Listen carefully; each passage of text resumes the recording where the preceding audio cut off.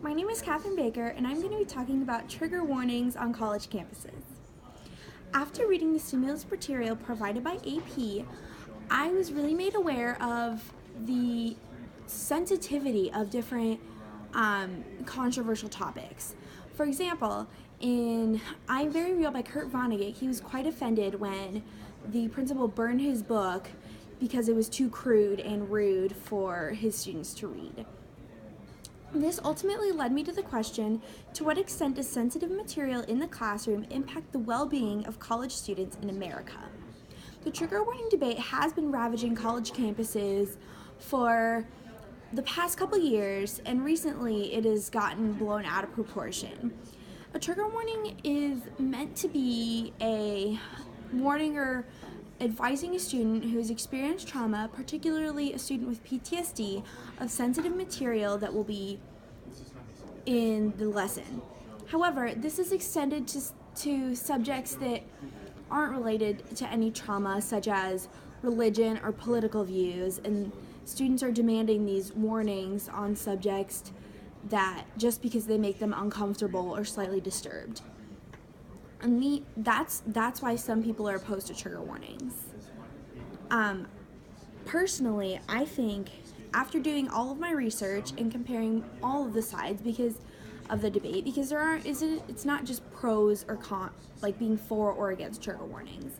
Some people think that trigger warnings should be used but shouldn't use the word trigger warning. Other people believe that trigger warnings should be completely abolished, and that if you need a trigger warning, you're weak or you can't handle real life.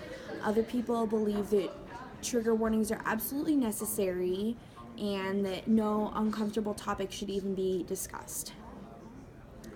After my research, I've come to the conclusion that students should be aware of the specific material that could be potentially triggering for students affected by trauma, but that the material and the discussion shouldn't be stifled, and that the students themselves should figure out how to deal with it. So, also, I think the teachers need to be made aware, because if a teacher is aware that a student has experienced trauma, the teacher is more able to direct the conversation in a way that still leads to inquiry and discussion, but also away from very specific points that could be potentially harming to the student. Also, I think the students' peers need to know about side effects of PTSD and what the symptoms are, and how they can help or be a guide or a resource, or just be there for the students who are suffering, and it will lead to more empathy for someone who is suffering from a panic attack due to a trigger.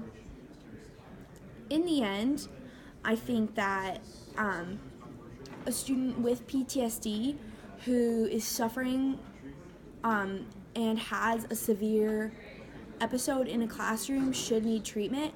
However, I think it's up to the student themselves to figure out how they can deal.